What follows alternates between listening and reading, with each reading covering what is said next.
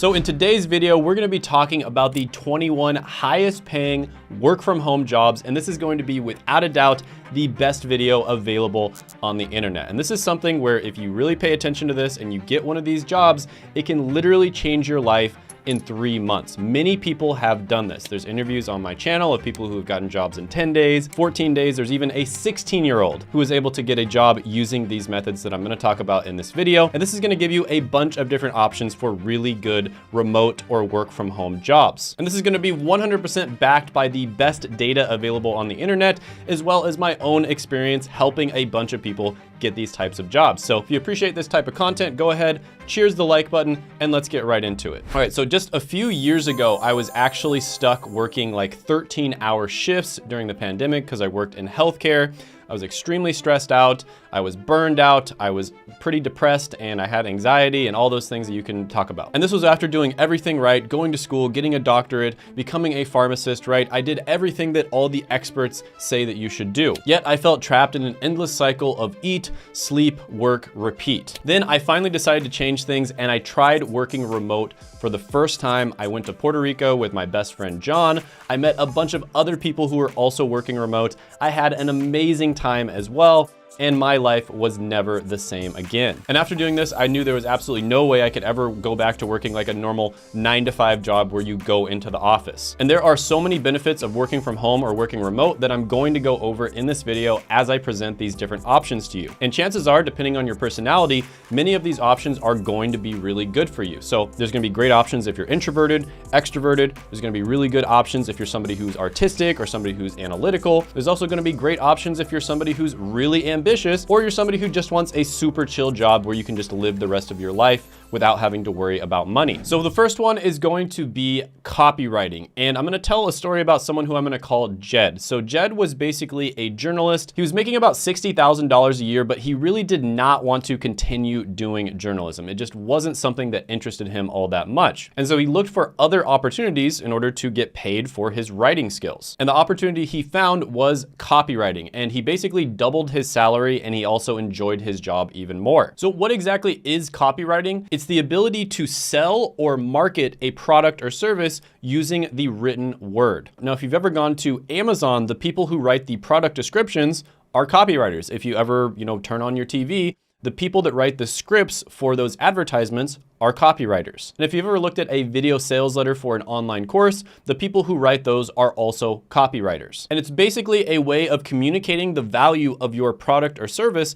in such a way where you prove to them that it's going to solve whatever problem that they have. And this is an insanely valuable skill. Not only right off the bat can you make money from it as a freelancer, so you can do it kind of as a side hustle, but you can also get a full-time job. And it's one of the best skills you could possibly learn if you want to start a business later on down the line. So if you're somebody who is really attracted to sales or marketing, but you don't really want to show yourself on camera, you want to do it more through the written word, copywriting can be amazing for you. Now, according to Glassdoor, copywriters make about $51,000 a year, but you have to understand this is the entry-level role, and also a lot of the copywriters that report probably just do it part-time. According to BLS, full-time copywriters make about $80,000 a year. Now, I'm going to give all of these a score from 1 to 10, with 10 being the best for getting a work-from-home remote job. And I can't give this one a 10 out of 10, even though it's a super valuable skill, just because of the fact that it is pretty hard to learn how to get good at copywriting. It is a skill you really have to work at. And so for that reason, it is going to take a little bit longer than some of the other ones on this list. And I'm going to go ahead and give it an 8 out of 10 money score. Next on the list, we're going to talk about social media operations. And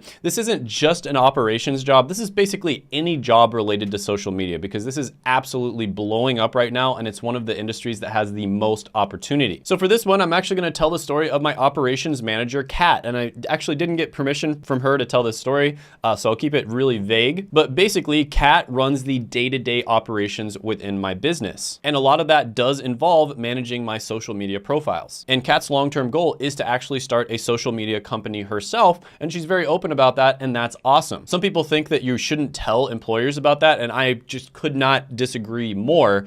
Employers, when they are on YouTube or anything like that, if they see you have a YouTube channel and you're making really quality videos, for instance, that is going to look incredibly attractive to them. And so Kat is basically getting paid to learn super valuable skills that align with her future goals.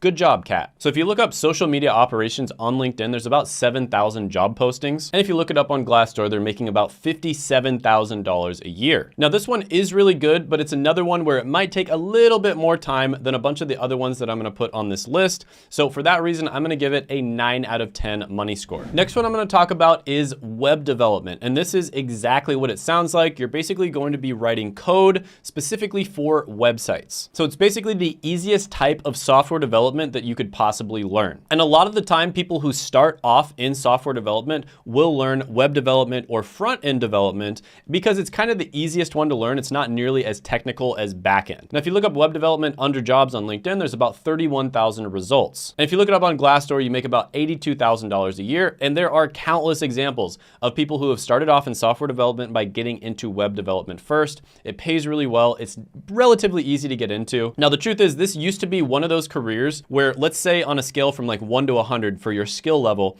you could probably get into web development with like a 20 out of 100 skill level. Now you have to probably have something like a 40 or a 50 out of 100 in order to get into it. So you see a lot of people kind of complaining about how it's a lot harder to get into this now. But with that being said, if you use a lot of the methods that I tell you about on this channel, specifically making sure that you actually have pretty decent skills, creating a portfolio that clearly and easily showcases that you have those skills, and then sending that portfolio to the right people in such a way where it's much more engaging, which I talk about on this channel, you will be able to easily get a job in web development. And this is one you could probably get into in about 3 months or so. So this is a really good one, a little bit harder than some of the other ones on this list that are basically like a cheat code. So I will give it a 9 out of 10 money score. Next on the list is going to be tech sales. And one person who I interviewed on my channel who was able to get into tech sales was Kevin. And he was basically a laid off construction worker. So he was making really good money in construction, but the jobs were kind of like hit or miss. Like he'd get a job and then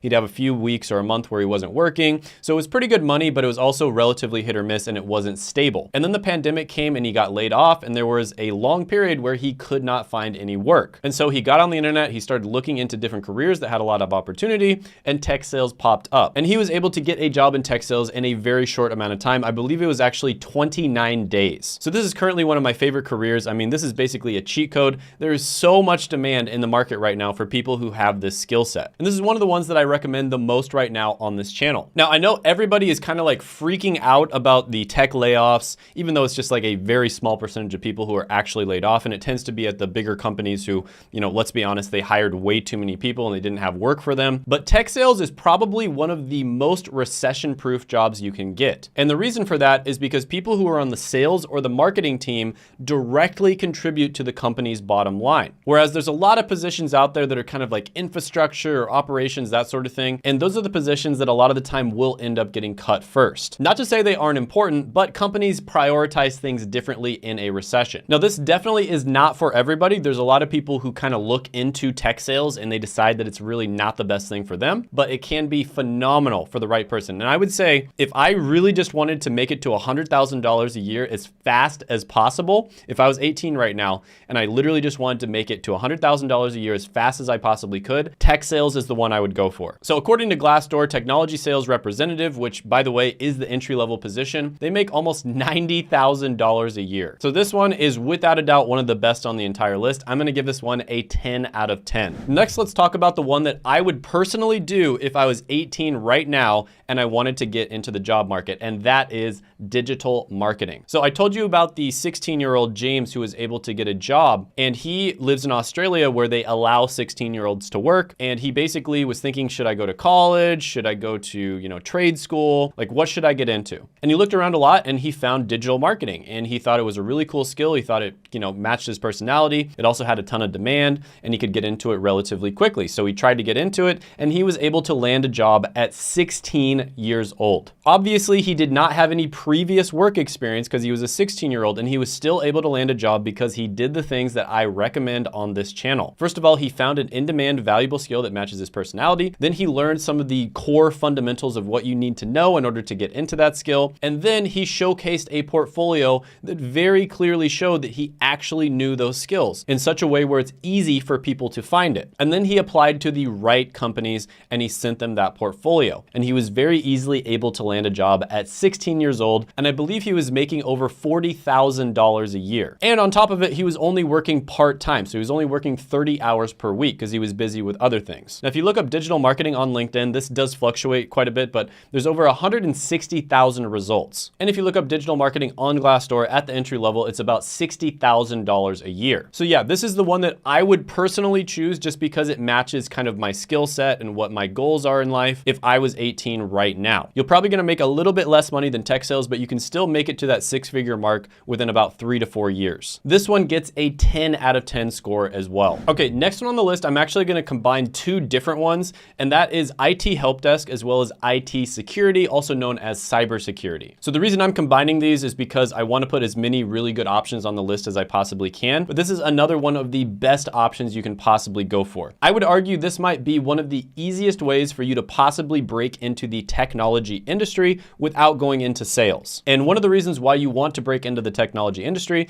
is because very simply, it's probably the best industry you can possibly work in. It has the most opportunity, the best benefits, the best pay, the best work-life balance, the best ability to get remote jobs, etc., etc. Now, the best thing about the majority of entry-level IT careers is they absolutely do not require a college degree. If you get a college degree, great. That's another great way to get into IT, but they do not require one. And in many cases, you can get in with a certificate. And in a lot of cases, which I've actually talked about on this channel, you can get in even without certificates. Now, there is a plethora of different IT-related jobs. One of them would be IT security specialist. If you put that in on LinkedIn, you're gonna see 8,000 results. If you type in IT security specialist on Glassdoor, you're gonna see $83,000 a year. And again, keep in mind, this is the entry-level role. There's tons of other jobs you can move into that pay much better than that. So yeah, IT is phenomenal. This one gets a 10 out of 10 career score from me. Next, let's talk about something that isn't technology related, and that is going to be travel agent. Now, this is one that, again, you can definitely get into it without a college degree, and there are many examples of people who have had successful careers doing this. It's also one that you can do part-time, right? So you can do it kind of on the side, even as a business side hustle. You can do it part-time, or you can do it full-time if you want. Now, if you type in travel agent on LinkedIn, there's over 60,000 results. Now, you can differentiate yourself as a travel agent by specializing in certain areas. So let's say you live in an area of the world that a ton of people want to travel to. You can actually differentiate yourself as a travel agent by living in that area and kind of knowing all the best attractions. And basically what you'd be doing is you would be helping to book flights, book hotels, tell people where all the best attractions are, kind of like maybe even make a little bit of a timeline for them when certain places are open, etc. Now, according to Glassdoor, travel agents make about $48,000 a year. This one is also a little bit harder to break into. So you're probably not going to be able to break into this one in 3 months and start making like $50,000. But I did want to include this one on the list because I have seen a lot of people be successful with it. So for that reason, it's still a pretty good one, but I'm going to give it a 3 out of 10 career score. Next on the list is going to be graphic design. This is one that can be extremely good if you go into the right niches and you learn the right skills. So for instance, let's say you're somebody who specializes in YouTube thumbnail design. That is going to make you much more valuable than a general freelance graphic designer. But honestly, I think you should specialize even further. Let's say you're somebody who really likes watching personal finance content on YouTube. You can specialize in personal finance thumbnail design. Because let's be honest, all of the different niches on YouTube are slightly different in terms of what works to get people to click the videos. So I get people literally reaching out to me every day trying to be like my thumbnail designer on YouTube, and I'll look at their portfolio and they have like graphic design stuff in their portfolio that has nothing to do with YouTube. And a lot of the time, if they do have thumbnail content, it'll be like a Minecraft video or something like that, right? And that isn't gonna attract me that much as somebody who's sort of in the personal finance niche. So this one can be good if you niche down enough, and the way you wanna do that is basically just look at what you watch a lot of on YouTube, right? So if you're very familiar with certain niches on YouTube, that would be the type of thumbnail design that you would wanna do. So you really wanna niche down even further. But overall, something like thumbnail design does take a long time to get good at. It's something where you might design something that looks pretty, but it doesn't actually get the clicks, right? And unfortunately, that's just not gonna work. So there is an artistic and a technical side of thumbnail design because you have to get really good at Photoshop, but there's also a little bit of a marketing side as well. So for that reason, this one is gonna get a 3 out of 10 money and career score from me. Next on the list is very similar, but a little bit better in my opinion, and that is going to be video editor. Now, personal brands are absolutely taking off. You've probably seen like Mr. Beast, for instance, he was offered $1 billion for his brand. He turned it down. Gary Vee basically said that he shouldn't accept anything under $10 billion. And honestly, even that might be too little. You've seen these creators launch $100 million brands with a single video. So the creator economy is just incredible. I mean, there's literally, channels where it's just somebody in their kitchen recording videos that are getting more views than an entire news network. And they have no idea how to monetize it yet. This is just at the infancy right now. Creators like that, a lot of the time are only making like $10,000, $20,000 a month, but pretty soon they're gonna be making $100,000, maybe even $1 million a month because they're not properly monetizing their brand. Whereas these news networks are getting less views, but they're making like $100 million a year. So when it comes to video editing, this is another one where you really need to niche down. So another example of this, I'll just use personal finance again. You want to learn how to edit videos, obviously on YouTube. So if you're reaching out to YouTubers to try to get a job with them, do not send them your wedding videos. That is not going to impress any YouTubers. What you want to do instead is send them YouTube videos that you've edited. And the easiest way to do that is to just start your own YouTube channel. And then of course, if you are able to edit videos for other YouTubers, that's great as well. And if you want to appear even more valuable, edit videos for other YouTubers that are in the same niche. Because again, every single niche has different personalities and sort of like a different meta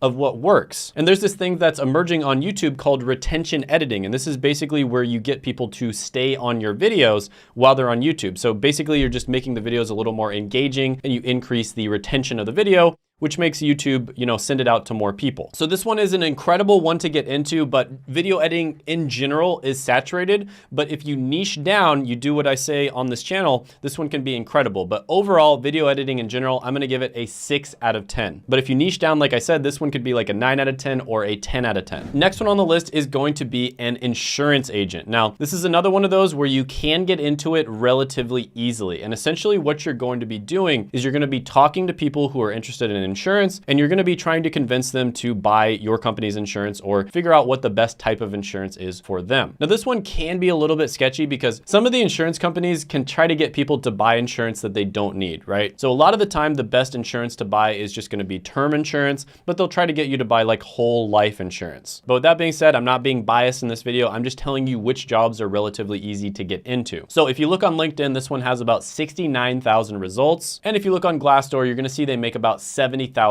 a year. So yeah, this is a little bit of a soul-sucking job if you ask me, but if you need to get a job right away, this can be a good one. I'll give it overall a 4 out of 10. Next one on the list is data analyst. And this is another one of my absolute favorite careers you can get into at the entry level. So data is incredibly valuable, incredibly important. You've probably heard data is more valuable than oil or gold. And if you think about it, it makes complete sense. Like imagine your favorite sports team. Let's say your favorite sports team is the Los Angeles Lakers. If you send out 1 million ad impressions, like 1 million people see an ad for a Los Angeles Lakers jersey, and you don't know who are actual Lakers fans, you might get like, I don't know, let's say 100 sales. But if you send out 1 million ads to people who you have data on and you know exactly who they are, and maybe you even know that they're looking for a jersey, right? So they're in the market to buy a jersey, you're probably gonna get 1,000 sales, 10,000 sales, maybe even like more than that. So you can see the difference that makes. That's like a 100x, maybe even like 500x difference from just randomly sending out ads to people. So that's why data analytics is so incredibly important. And if you type in data analyst on LinkedIn, you're gonna see 363,000 results. And if you look up data analyst on Glassdoor, you're gonna see they make about $71,000 a year at the entry level. Now, this is one where it's a little bit harder to get into, in my opinion, than something like tech sales, IT,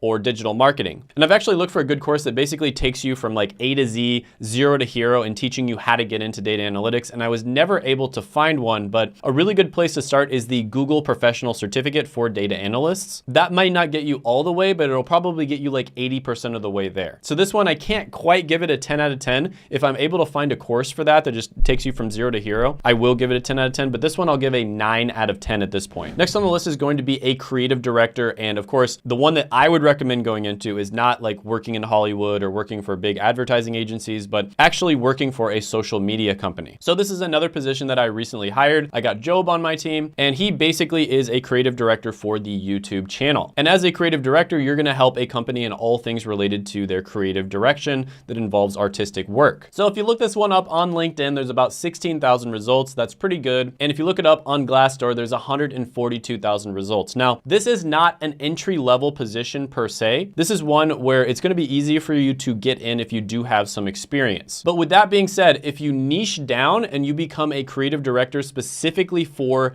a YouTube channel, for instance, that's how you can actually get in without having any other previous experience. And again, you would do that by following the steps that I lay out in this channel of making sure that you have the right skills, you understand the niche that the person is in, you create a portfolio, you send it to them the right way, and that is how you can get a job. So one of the reasons I hired Job, for instance, is because he's very familiar with YouTube. He's somebody who watches a ton of YouTube just like I did. And in my interview with him, he actually brought up other YouTubers that I have watched for years. But yeah, this one I am gonna give a 6 out of 10 score for, just because of the fact that it's not entry level and it's not something that everybody watching this video could easily get into. Next on the list is going to be a claims adjuster. And this is somebody who works in the insurance industry, and you would basically take calls from people who are trying to claim their insurance. So let's say somebody had like a house fire, for instance, and they're trying to get some type of money back from their insurance company. So they say, hey, there's $10,000 worth of damage. I want to get $10,000. And as a claims adjuster, you would say, okay,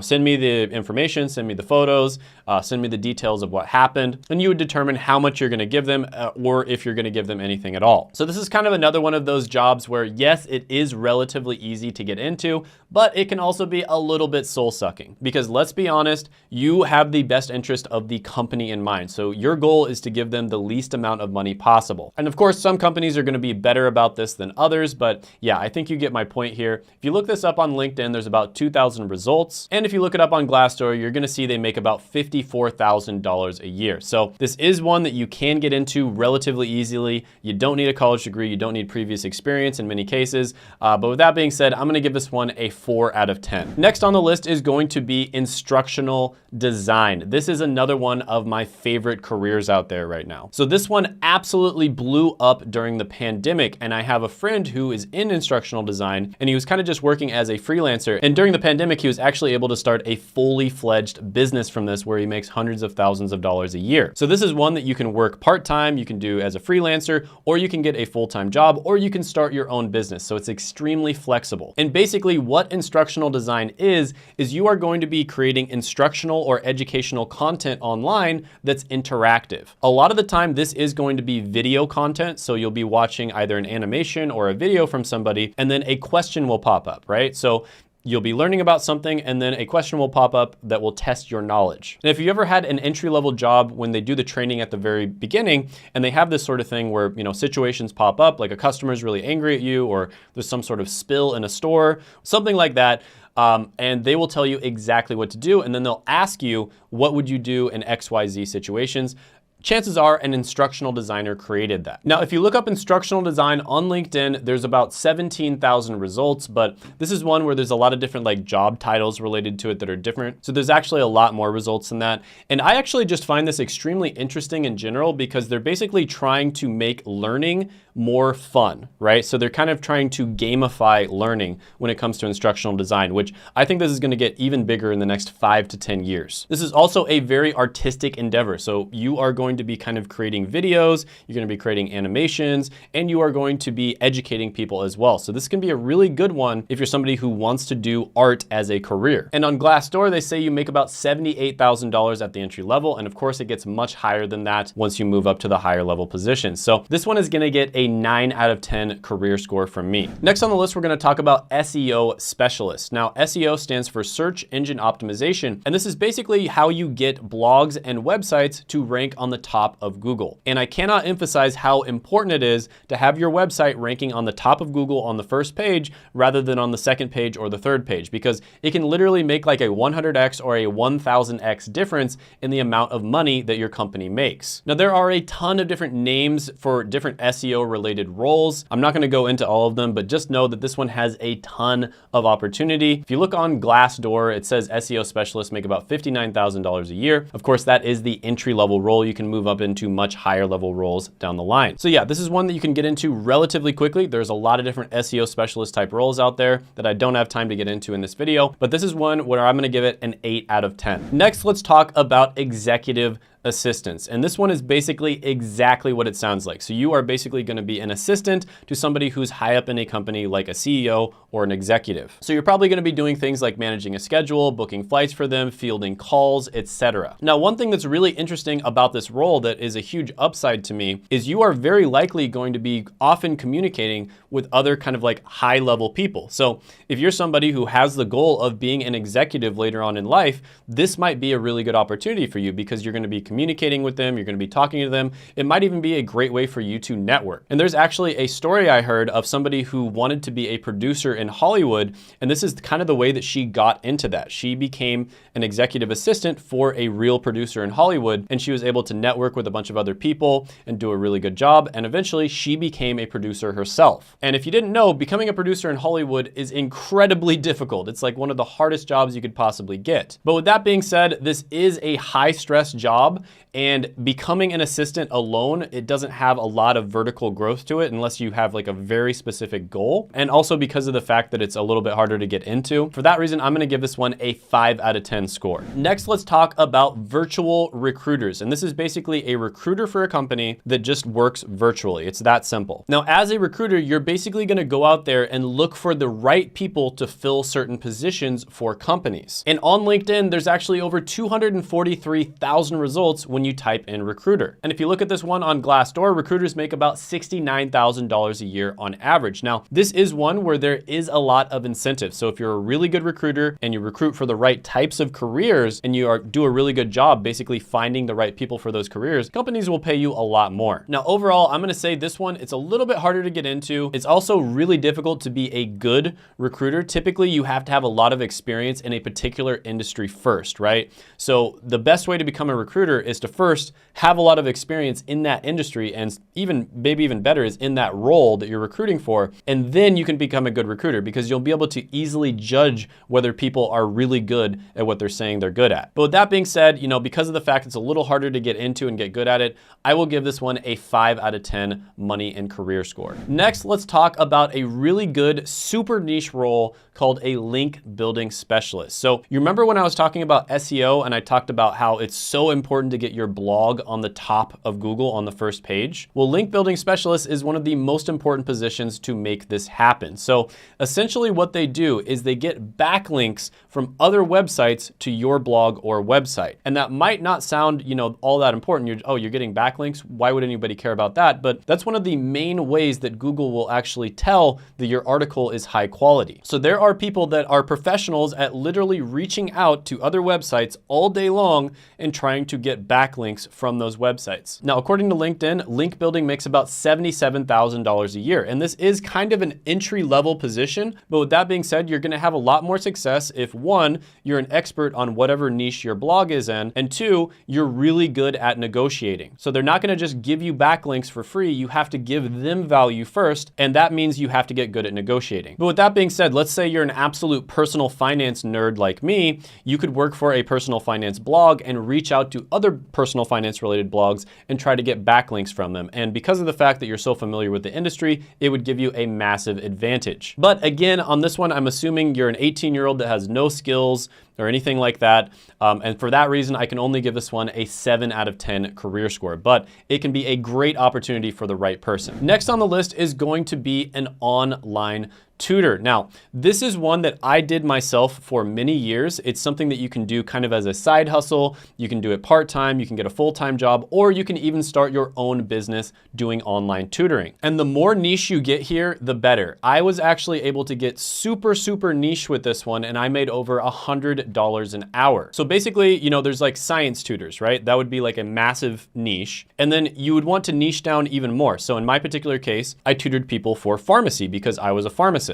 And even then, I don't think you're niching down far enough, even when you do that. You want to niche down even further. And what I did in my particular case is I tutored people in a specific pharmacy entrance exam called the PCAT, or the Pharmacy College Admissions Test. And that is how I was able to make over $100 an hour when I was relatively young and inexperienced. Now, if you look look up online tutor on LinkedIn, you're gonna see 267,000 results. So there's a ton of opportunities for online tutors. And if you look it up on Glassdoor, you're gonna see about $44,000 a year. So I think the reason most people don't get paid very much as online tutors is because they don't niche down enough. That's the common mistake that you just see over and over and over again. If you're just a science tutor, for instance, that's definitely not niche enough. And so because of the fact that you sort of do have to be an expert and you have to kind of understand your niche, I can't give this one a super high rating, but I will say this is probably the best side hustle that I personally ever did. And for that reason, I'm gonna give this one a 6 out of 10 money score. Okay, so next on the list is going to be quality assurance analyst. And this is basically somebody who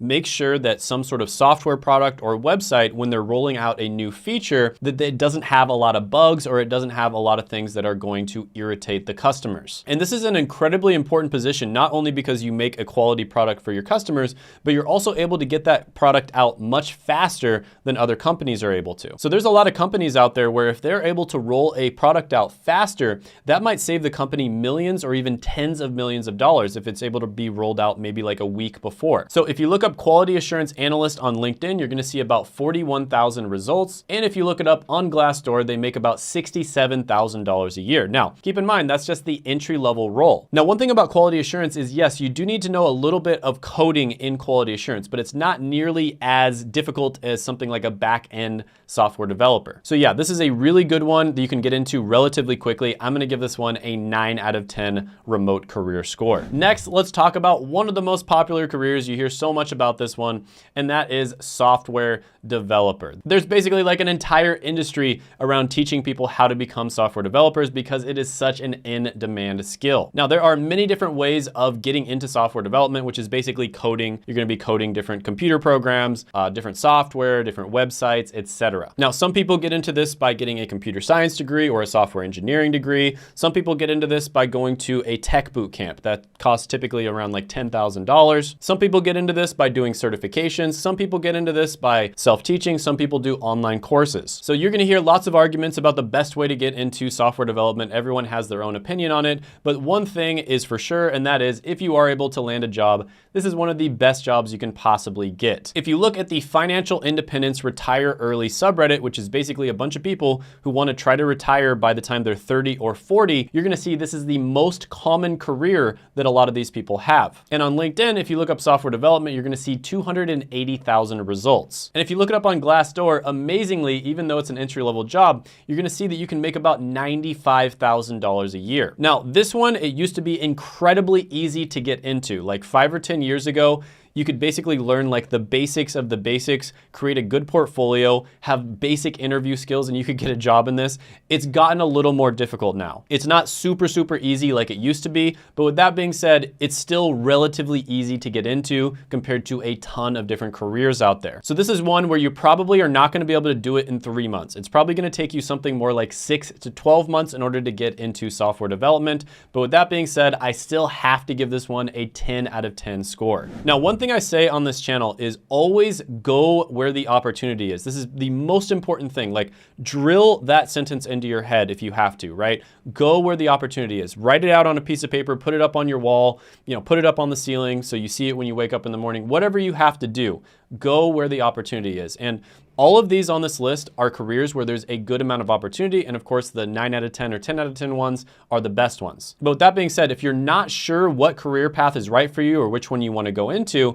and you want to sort of like sample them, sort of like a sample platter at a restaurant, what I recommend is the Google Professional Career Certificates. And basically the reason these certificates were created is because there were certain positions at companies like Google, Facebook, etc., that they were having a ton of problems filling. They were having a lot of issues finding people that had these skill sets. So instead of relying on colleges, which weren't doing a good job, they decided to create their own professional certificate program. And that's exactly what they did. And they created the Google Career Certificates. So you can basically audit these completely free. And if you want to get the certificates, it doesn't cost very much. It's about $39 a month. And I made a video where I went over the top 5 Google Professional Certificates, and I highly recommend you check that out right here.